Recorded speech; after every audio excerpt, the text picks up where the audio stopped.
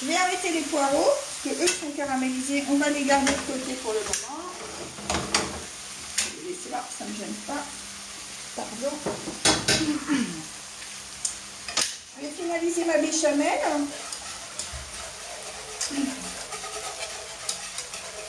Je mets juste un tout petit peu de lait et puis après je vais mettre,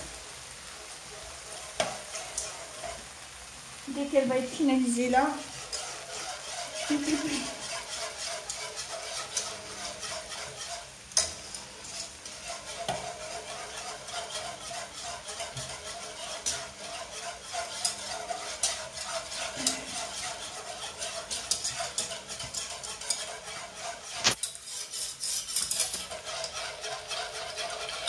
la béchamel est presque finalisée. Donc du coup, je vais maintenant la saler, la poivrer et mettre de la noix de muscade. Pour ceux qui aiment, vous pouvez aussi mettre du gruyère râpé. Ça risque pas de saler si je n'ouvre pas.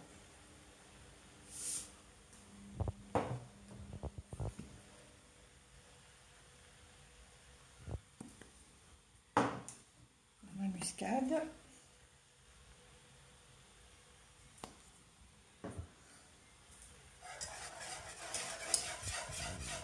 Voilà.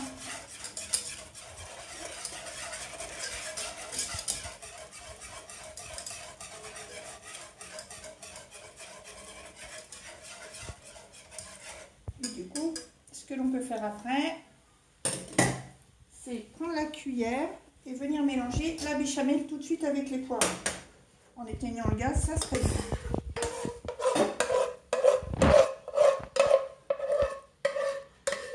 Une spatule aurait été aussi bien.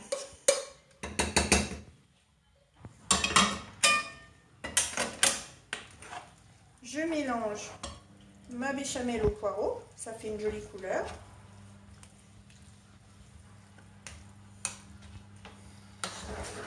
Et du coup, je vais devoir revenir sur mon plan de travail. Pourquoi? Parce que du coup, il faut finaliser. Du coup, maintenant, on a encore besoin de nouveau du plan de travail. Je vais devoir ranger tout mon matériel. Ah, monsieur M, vous avez pris une petite... un petit thé ce matin?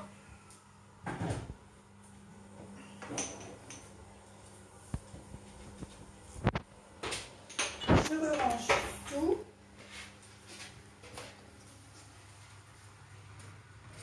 Je vais aussi bien ranger la farine, j'arrive.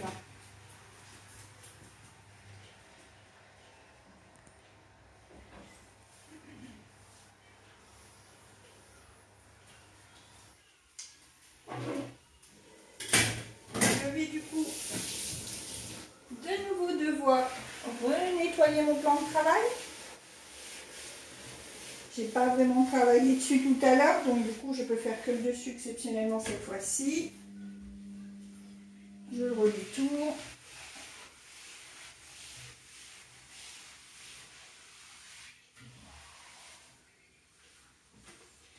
Du coup, je me prépare mon plan de travail, cette fois-ci de façon à préparer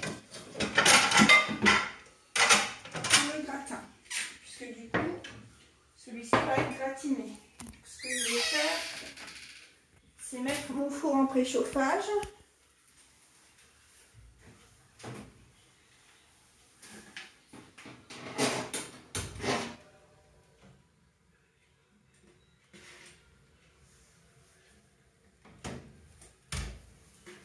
Voilà.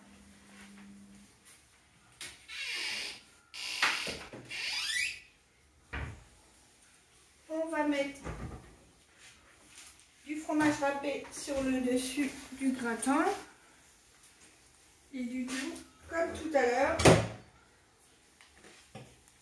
ça va le faire. Mon plan de travail sera au milieu, puisque du coup, je vais passer les poireaux directement dans le plat.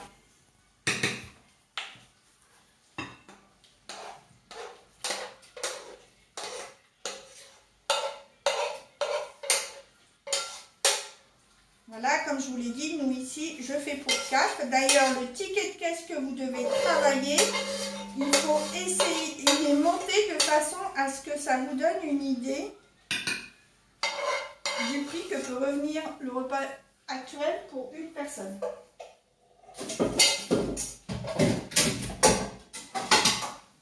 Voilà. Et du coup, je finalise.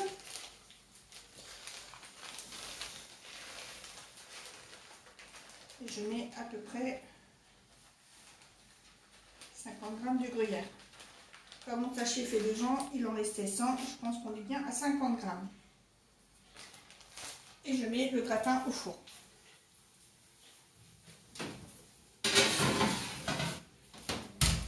De nouveau, je range, je nettoie.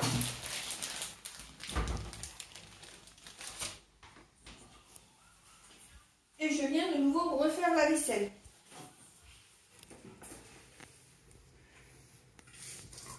Comme je vous l'ai dit tout à l'heure, j'ai 2 bacs. J'essaye de faire des économies d'eau, donc je prélave ma vaisselle avant.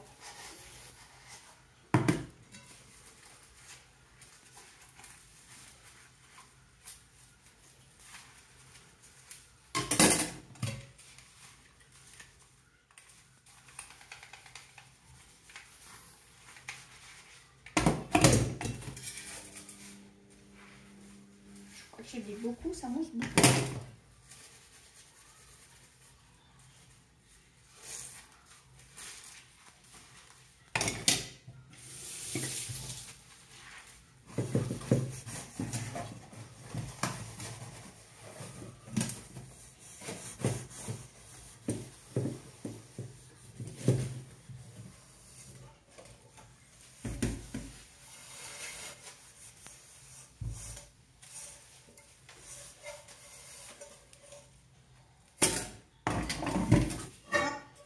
L'avantage, tout est centré les uns avec les autres, c'est quand même beaucoup plus facile.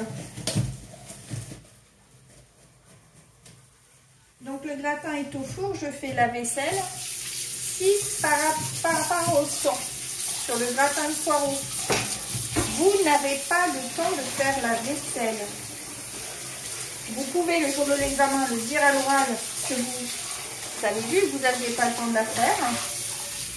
Mais que du coup, vous mettez un mot dans le cahier de transmission de façon à ce que votre collègue fasse la vaisselle et ça veut dire que vous n'avez pas oublié. C'est juste qu'il y a eu un manque de temps. C'est une des raisons aussi qui fait que je vous demande de pratiquer maintenant de façon à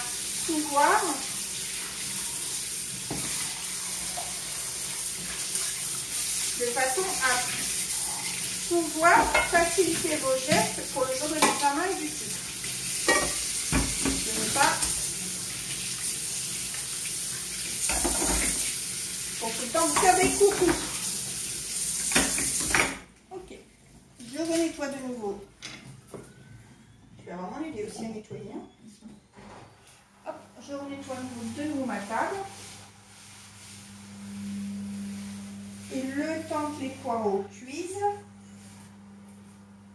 la deuxième partie de ma recette, c'est le poisson pané.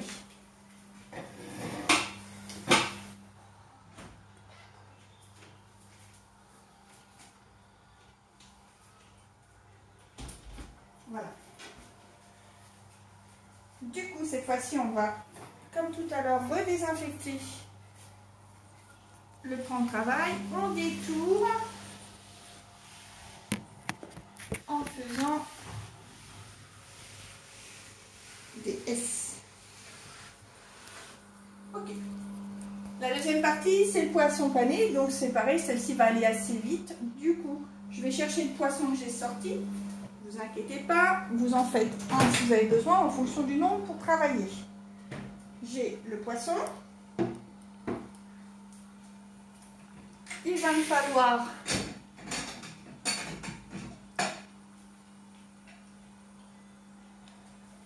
deux assiettes. Je vais même en prévoir 3.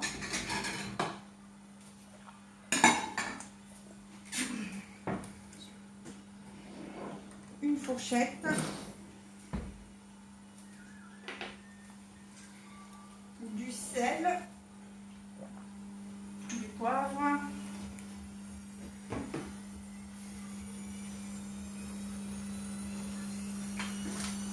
Un œuf. savez que chez moi les œufs ne sont pas au frigo.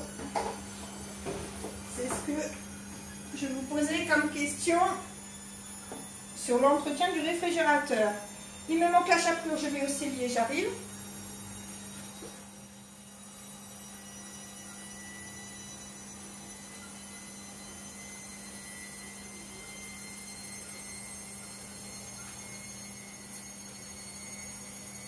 Voilà, la chapelure.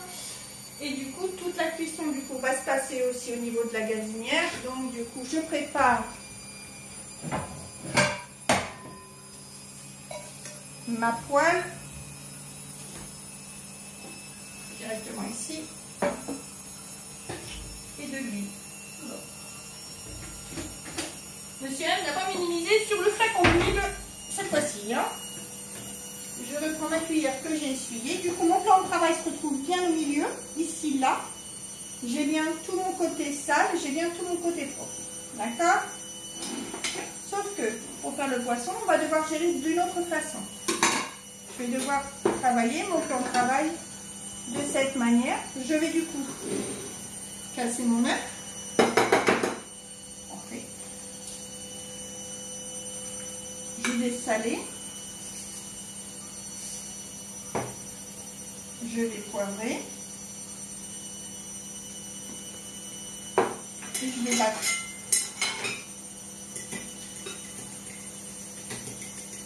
Comme si on faisait l'omelette.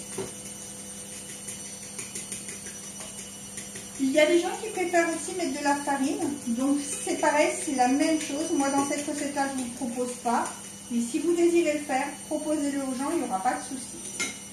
Voilà. Et j'ai oublié de calculer. Normalement, il nous faut 30 g de chapelure pour au moins un poisson. Donc je vais calculer ma chapelure.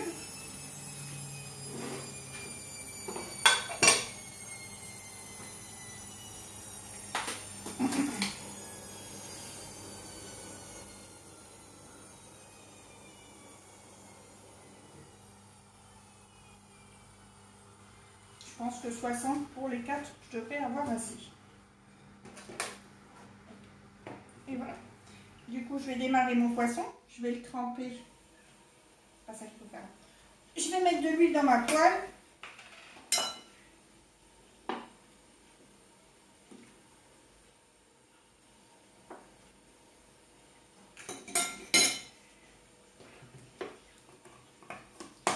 Je vais mettre du coup à titre exceptionnel ma poêle directement sur le gaz que je vais allumer. Hop là. À vos souhaits, monsieur M. Merci.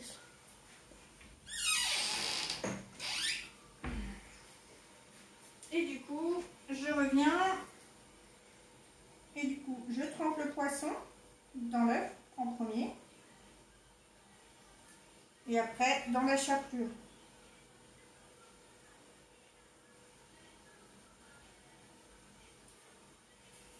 Et je mets à rissoler dans ma poêle.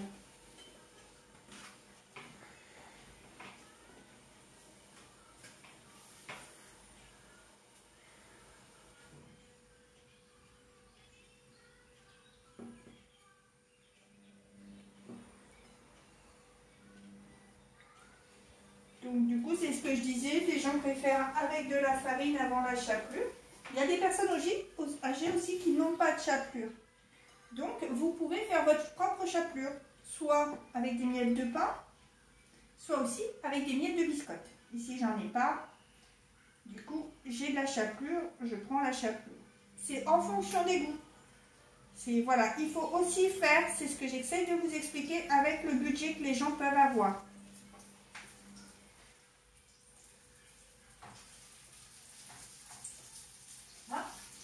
Le dernier.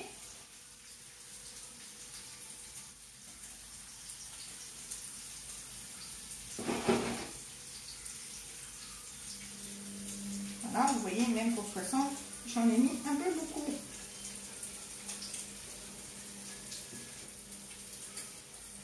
Et du coup, pour ne pas perdre,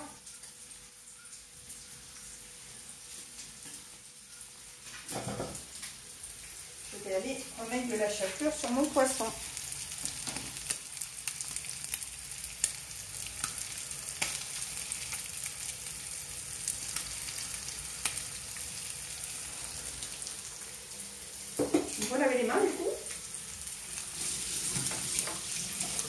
savez que les œufs et la chapelure qui vous restent, dans une autre poêle, vous pouvez en faire une petite omelette avec la chapelure. Pour la personne âgée, ça peut lui faire un repas aussi. Ça peut aussi servir.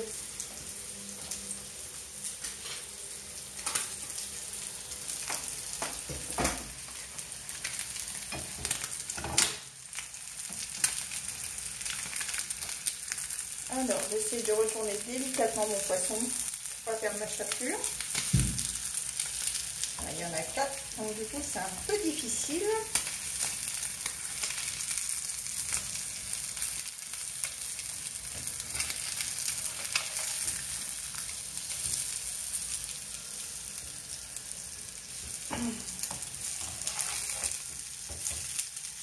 Voilà ce que ça doit donner à la fin, une fois que ce sera cuit. Je vous remercie de votre participation aujourd'hui. Et puis je vous dis à vos fourneaux, à très bientôt. Au revoir.